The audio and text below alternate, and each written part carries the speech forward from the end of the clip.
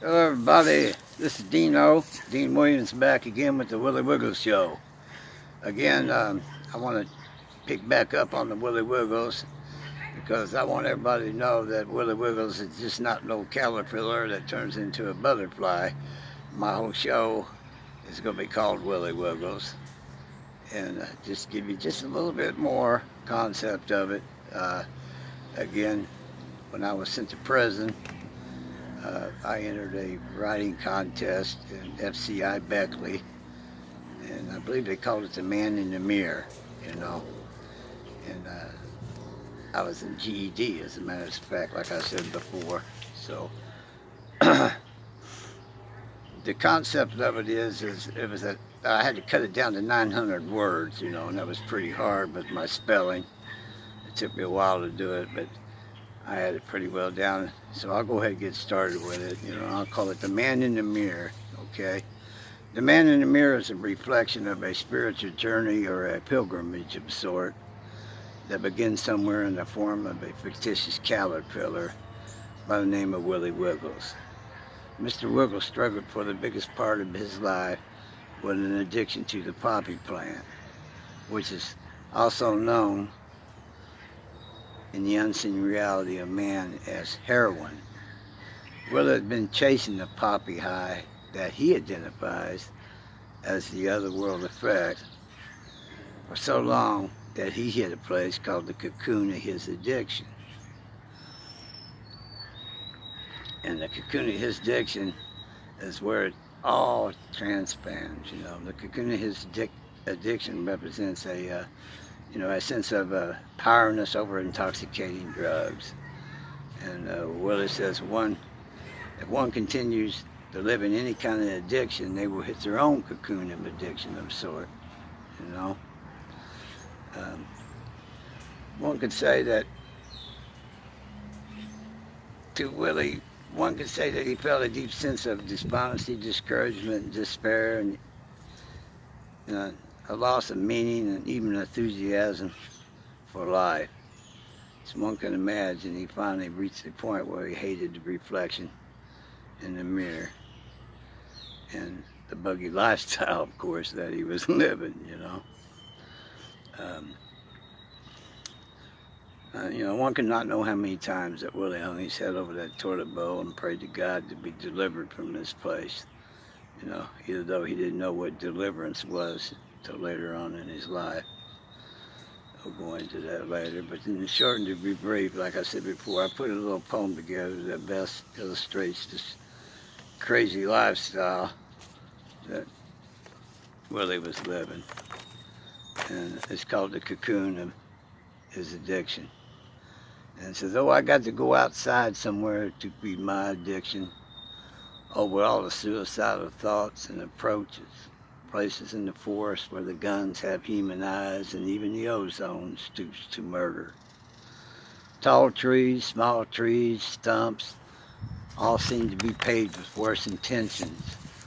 You know, that tree over there is power, that tree over there is poverty. Places where couples hang their heads and lean against tree branches, nodding, puked and pissed upon. You know, I will lead you to the cocoon and the heart of the addiction. Among the foul smell of roadkill, of stint and decay, prey mantises and centipedes are running for their lives, and the flies and the gnats are fleeing in the wind. They're never going to come fast to the heart of the addiction. And that's where deep down in the lidless ring of the toilet bowl, behold, reflecting Willie's dead blue face. Crap and scum and road and rust and blood. Here at last is the heart of the addiction. So there you have it.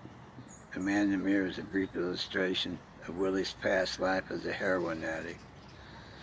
And as I've said before, spiritually, the cocoon of Willie's addiction is a place in his heart that will forever be there. A place that he has lived, a place of loneliness, despair, and a lot of death. But there is another place, and there is hope. And we've always lived at the edge of this place, and it's called being transformed or spiritual transformation. And Willie must admit it was distressing to him when he first realized that he lived in that cocoon for so long. So today, Willie looks at his cocoon as an important part of his recovery and his conversion to Christianity. It was more or less a surrendering spot for him. And again, the Greek word metamorphosis seems to trigger his imagination. And it means something that pertains to an extreme change in nature. Something of one kind, something of another kind, that is totally different from what it used to be, both in resemblance and substance. Like the caterpillar that becomes the butterfly. So you see, indeed, God did hear Willie's prayers and did deliver him from that dark cocoon. Then we close with it by the man in the mirror. You know, so that was the basis of Willy Wiggles and the story. You know, so I want to continue to be the basis of Willy Wiggles, and that's how I want to continue the Willy Wiggles show. When we come on and say Willy Wiggles, that's where I'm coming from. But I hope to share with you guys my ups and downs, because I have them just like you guys. You know, I've experienced a lot of death, and I've experienced a lot of prison time, and I fell off my program. I know how I fell off my program. I know why I fell off my program. The first time I was on YouTube was when, you know, like I said, Sam Quinones, the author of Dreamland, interviewed me when he was doing research for his book and put me on his Truth Tales. I was clean and sober and fresh out of FCI Beckley, you know, and running a pretty good crew and doing pretty well in life. But since then, I went back into my addiction. You know, and I want to explain to you how I went back into my addiction, and a lot happened since then. You know, that was pretty close to 5-6 years ago. You know, since then I've lost a lot of good friends of mine, cousins, relatives, friends, kids. You know, and they're good people, man. You know, they're really good people. They lost to the disease that it is, that we will get into also, you know. And I base my recovery on a lot of faith-based, you know. Evidence is very important. Evidence-based programs is very important, you know. But thankfully, faith-based is there. And, you know, spiritual warfare is also there. We will get into that too, because it seems to work for me, you know, and keeps me on the right track, you know. I guess you could say you don't keep what you got unless you sort of give it away, you know, and I hope to share with you. I don't know everything, you know. I'm just like to share with you guys and maybe get some feedback from y'all on it. And I'm sure y'all got plenty of feedback you can give me on it, especially with this coronavirus going around now. And that's kind of what helped kick the Willy Wiggles program off, man. You know, I got to thinking about it and did a lot of praying on it. And I had to ask myself, am I doing this? What reasons am I doing this? Am I doing this for myself? Am I doing this for, what is the reason am I doing this? God lead me to do this. I feel as if I can reach others out there or share with others, or even get others to open up and have feedback with me and then comment on it. Maybe we can all get something going here on the Willy Wiggles program. And I like to interview other people and get their side of the story, and you know, we can just have one big family here, you know, and keep going from there. You know, I have a good friend of mine that's in Ohio. I don't want to mention her name right now because I don't have permission to, but one of these days I want to share with you how and what really kicked my faith base in is the way I came about meeting this young lady. You know, it was really mysteriously.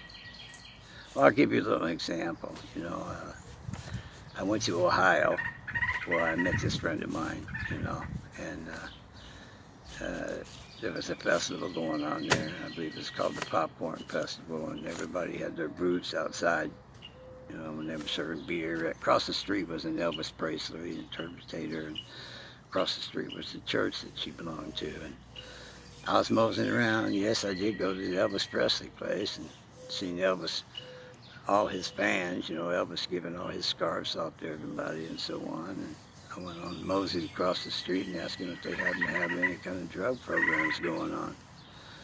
And they just happened to say yes, and told me the young lady's name, and told me when to come back.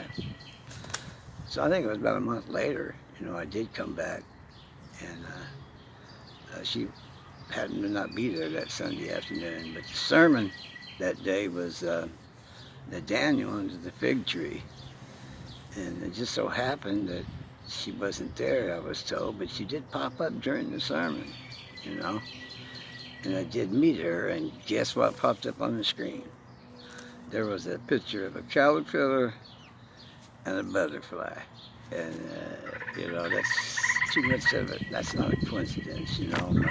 Man, I started shaking in my seat, you know, and I started feeling the Holy Spirit. I started vibrating, you know. This is odd. This is different, you know. So, you know, I didn't see no visions. You know, God didn't deliberately tell me, you know, in a voice, you know, but the thought was so clear. It was just so clear that, you know, hey, Dean, you're supposed to be here, you know, and you're to meet this lady, and you're to go through her program at the time, which was called the ACT program, which is the Awareness, Choice, and Truth. And what it was it's a program that Lynn had that would help bridge you from evidence to faith-based, you know, and which is what I went through. It may not be for everybody, but it really helped me. And then I got involved into a little bit of the spiritual warfare part of addiction, which also helped me well, you know, which I hope to get into with you too, you know, and get some feedback from everybody on it, and do some more interviewing of other people. So basically, next time we come up with Willy Wiggles, you know, it'll be a whole new story, and I won't have to start off with the Willy Wiggles program, explain to you who he is, because you guys will know that the Willy Wiggles is, yeah, understand what the Willy Wiggles program is.